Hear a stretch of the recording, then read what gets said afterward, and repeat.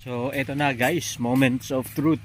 So, kahapon, nandito tayo. Galing tayo dito sa babuyan at tinignan nga natin, medyo namamaga guys yung ari ng baboy. So, kahapon, binigyan rin natin ng multi-bee yung inahing baboy na nalipasan at hindi nagtuloy sa pagbubundes. Last week, pinurga natin at kahapon, multi-bee lang yung nilagay natin. So, yung iba mga katropa, actually iron yung ginagamit since tipid-tipid, pwede na yung multi-bee. Eto nga, papunta tayo dun sa baboyan at titingnan natin yung sitwasyon guys ng baboy. So, actually, eto guys yung baboy na pinag-uusapan natin kahapon. Nirecommend ko rin na bisitahin guys ng nag-AI at nagpapasampa, may mga bore para at least matiyak na talagang naglalandi itong mommy pig na to. So kahapon kasi guys medyo gelatin yung kanyang ari at napansin naman natin na talagang parang medyo maga. So ito guys, ayan, so confirm to maga yung ari ng ating baboy. Kanina guys, sinubukan na sampahan itong baboy na to pero hindi pa, pumipiglas pa siya. Ibig sabihin lang yun guys, hindi pa in-heat ang baboy. Kaya nangyayari yung ganun.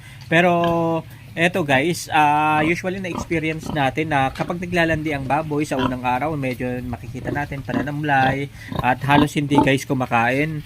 Humihina yung pagkain ng baboy. Eto nga guys, after 2 days, usually kasi mas maganda sa ika-4th day ng paglalandi, doon natin i-AI o pabulugan yung baboy. Kasi usually sa ika-4th days, doon lumalabas guys yung puting malagkit na parang laway. Yun yung isa sa mga palatandaan na talagang pwede na pabulugan yung mga baboy. Hindi kasi ibig sabihin guys na porke naglalandi yung baboy nung araw na yon, pabubulugan mo na kaagad.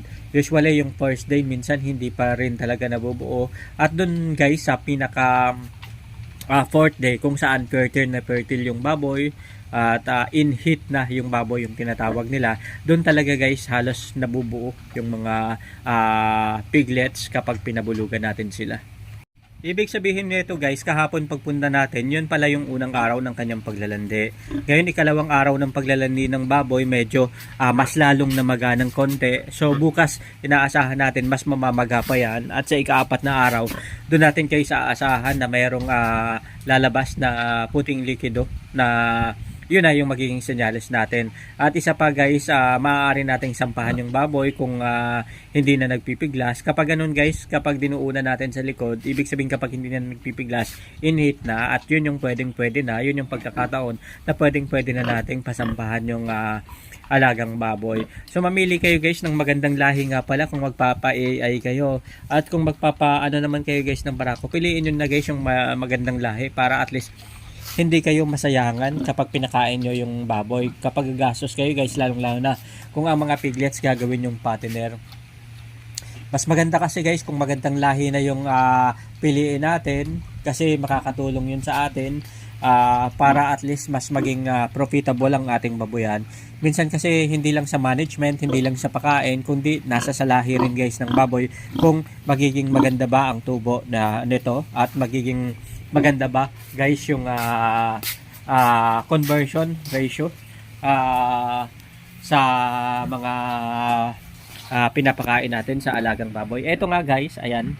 So ipakita ko lang sa inyo, nakita nyo naman maga yung ari ng baboy. So ibig sabihin yan guys, naglalandi siya. At eto yung time guys na dapat hindi masyadong stress guys yung baboy at alagaan natin ng mabuti. Kapag magpapabulog nga pala tayo guys, dapat magbawas rin tayo ng pakain, lalong-lalo na dun sa araw ng pagpapabulog. Dun sa araw guys ng pabubulugan natin yung inahing baboy, wag na tayo guys magpakain kasi napakarami nating mga katropa. Yun din talaga guys yung advice kasi base sa karanasan nila, mas nabubuo yung piglets, mas nabubuo yung piglets sa pagpapabulog kapag hindi pinakain yung baboy. Sabi kasi nila mainit daw sa katawan ng pigs Ayun, so isa yun sa mga naging practice na sa pag-aalaga guys ng baboy. So ito guys, multi-bill ang ginamit lang natin dito, pinorga natin last week. Ginamitan natin ng isang sachet ng Bulatigok Levamisol. Enough na yun guys para sa baboy. Haluan lang natin ng 1 gallon o 4 liters ng tubig. Tapos kahapon guys, binigyan natin ng multi-B, multivitamin, sachet rin. Doon sa mga katropa natin na nagtitipid, pwedeng gawin yung bagay na katulad nyon para at least makatipid tayo. Kung may budget naman kayo, katulad ng mga bigating farm, okay na yung turukan nyo na yung alaga ng baboy. Pwedeng magturok ng iron, okay yon. At pwede rin magturok ng ivermectin sa pagpupurga. Pero hindi guys sa panahon na naglalandi na katulad nito. Ito, happy tayo guys kasi eto guys, nalipasan talagang ang tagal ng pag-aantay. So eto na yung paglalandi guys ng baboy. So mga 2 days. 2 days pa yung aantayin at ayos na to.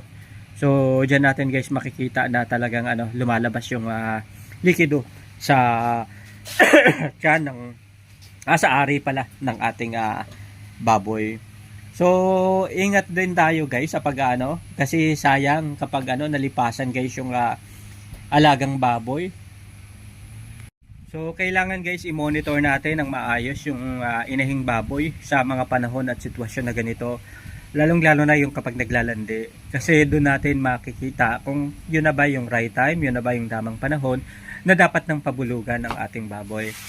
Wag tayong magmadali guys, hindi porke naglalandi yung baboy, namamaga yung ari, yun na yung agad-agad na tayong magiging excited at pabubulugan na natin. Ipapay na natin. May tamang proseso at may tamang pagkakataon. Antayin natin yung tamang pagkakataon. Yun nga guys, yung tingnan natin yung physical na karakteristik at yung mga pamantayan.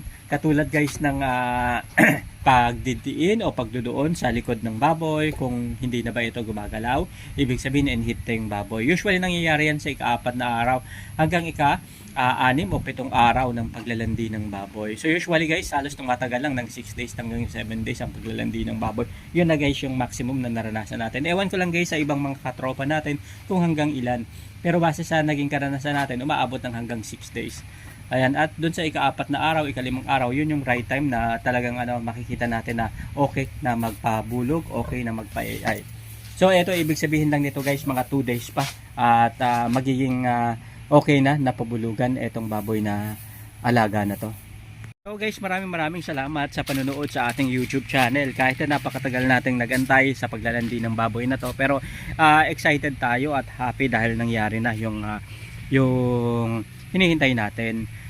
Hoping tayo na mapabulugan na to in 2 days time at mabuo na ng tuluyan kasi syempre malaki rin yung gastos kapag lipasan na naman, di ba?